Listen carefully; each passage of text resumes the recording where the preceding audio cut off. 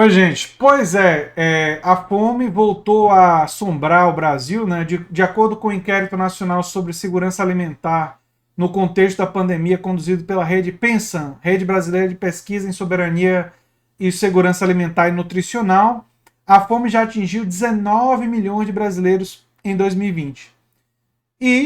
O PT, no Partido dos Trabalhadores, resolveu criar uma ação contra o governo Bolsonaro. Eu deixo o link dessa ação no comentário fixado, né, na parte fonte, e vocês vão ver lá a ação que o Partido dos Trabalhadores criou. Né? A pesquisa também revelou, né, essa pesquisa da Pensan, né, que 116 milhões de brasileiros viveram em algum grau de insegurança alimentar, que é quando você não consegue comer o suficiente, os nutrientes, né? O que corresponde a 55% dos domicílios, ou seja, a maioria dos brasileiros passou por essa situação durante esse período, de ter pouco acesso a alimentos, né? O Partido dos Trabalhadores, então, protocolou junto ao Supremo Tribunal Federal, nessa quarta-feira, né, ontem, uma arguição de descumprimento de preceito fundamental contra o presidente Jair Bolsonaro, o apontando como responsável direto pelo aumento da fome e exigindo da Corte, do Supremo Tribunal Federal, medidas cautelares para obrigar o governo a encampar ações para atenuar o problema, disse o PT na ação. Ações e omissões do governo federal vêm causando o agravamento da fome no Brasil. Elas envolvem grave violação de preceitos fundamentais da Constituição Federal, pois tais como o princípio da dignidade da pessoa humana e o direito fundamental à alimentação adequada, esses dois, né? A gravidade ímpar do quadro e a dificuldade de enfrentá-lo de modo sistêmico em outros espaços institucionais evidenciam a necessidade de intervenção do Supremo Tribunal Federal no desempenho da sua função maior de guardião da Constituição.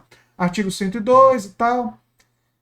O PT aponta que o agravamento da fome, embora se relacione também com o advento da pandemia, não é uma fatalidade. O partido diz, na petição assinada pela presidenta da legenda, deputada federal Gleisi Hoffmann, que esse agravamento tem direta relação com falhas, omissões e retrocessos em políticas públicas de combate à miséria e garantia do direito à alimentação. E aí eu citaria o que agravou mesmo nesse ano, a retirada do auxílio emergencial. Você tirou o auxílio emergencial e explodiu a fome. O que, aliás, eu disse nesse mesmo canal há muito tempo atrás que iria acontecer. Se o auxílio emergencial não existisse, vou lembrar vocês que eu tenho uma campanha Renda Solidária Já, no comentário fixado sempre está lá. Se você quiser assinar, é só você ir no comentário fixado, acessar e assinar. Porque eu sabia que sem auxílio emergencial, a fome, que nunca totalmente foi embora do Brasil, mas foi bastante reduzida, né, iria retornar. E a fome e insegurança alimentar estão com presença fortíssima na atualidade. Né? Enfim, os documentos elencam uma série de ações de Bolsonaro que podem ter contribuído para o aumento da fome, extinção do Conselho Nacional de Segurança Alimentar no primeiro ano de governo, entre outros. Né? A irresponsabilidade no enfrentamento à fome persistiu mesmo no contexto da pandemia. A iniciativa original do Ministério da Economia em termos de auxílio emergencial previa apenas R$ 200. Eles estão lembrando da história, né? O valor de 600 e o rol de elegíveis foram decididos no parlamento no objeto da lei 13.882. Os valores agora previstos não permitem a aquisição da cesta básica, enfim, eles vão lembrando a história de tudo isso daí. Né? Eles pedem a suspensão dos efeitos das emendas constitucionais do teto de gastos, que já era para ter ido embora há muito tempo, mas enfim. E, em relação às políticas e programas com aptidão para enfrentar o cenário atual, a inclusão automática no Bolsa Família de todas as pessoas em situação de pobreza e pobreza extrema, a partir da comprovação da elegibilidade pelo critério de renda. Um investimento de R$ 1 bilhão no Programa de Aquisição de Alimentos, o PAA, a retomada das chamadas públicas para a construção de 350 mil cisternas para consumo e 800 mil para a produção para as famílias do semiárido, entre outras medidas. A semiárido é uma das áreas mais afetadas do Brasil pela fome. Né? Ainda solicita que seja convocado para o advogado-geral da União seja convocado para prestar esclarecimentos sobre a arguição de descumprimento de preceito fundamental, que não vai acontecer, né? Lamentavelmente. Enfim, isso daí é só para constar, né?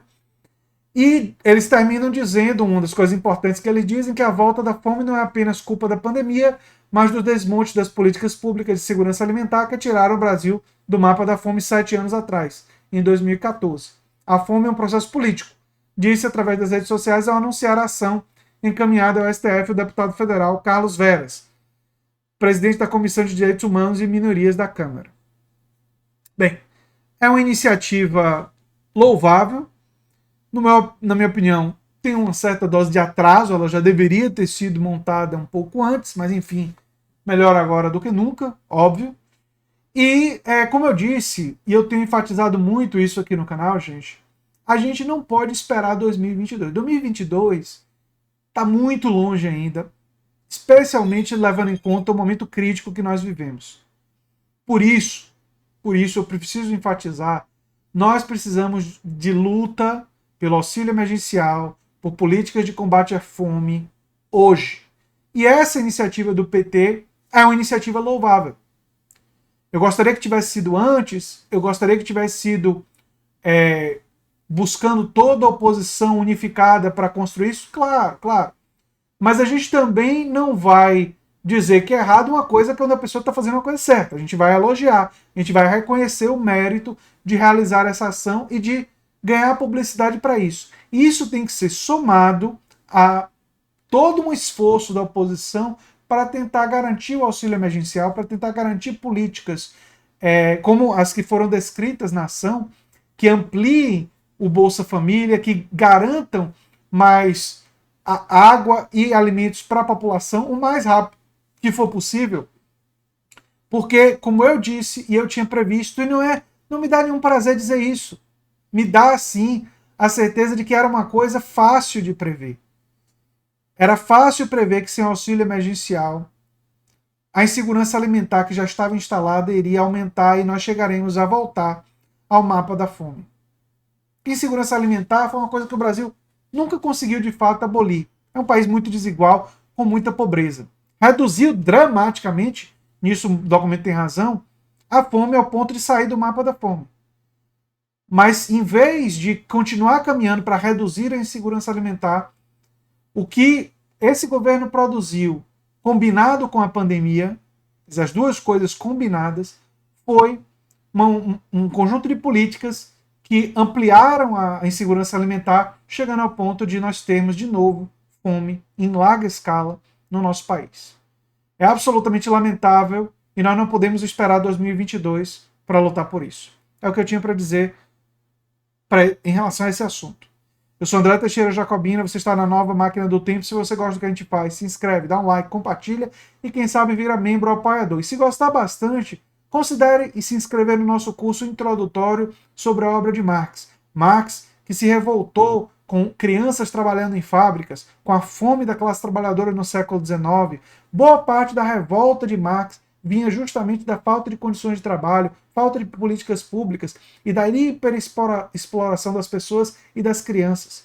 Foi isso que desde o início chocou Marx e que fez com que Marx lutasse para a organização da classe trabalhadora em uma outra direção. Inclusive o pensamento político de Marx, especialmente da última fase da vida dele, é muito pouco conhecido e fornece pistas em uma direção muito interessante para a gente refletir sobre o momento atual. E é por isso que eu peço a vocês que divulguem o meu curso em suas redes sociais e divulguem e considerem se inscrever e até convencer amigos, familiares e pessoas que vocês conhecem a cursarem esse curso.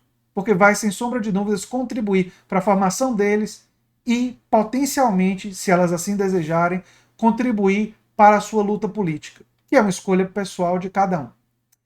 É isso aí, gente. A gente se vê em um próximo vídeo. Tchau, tchau.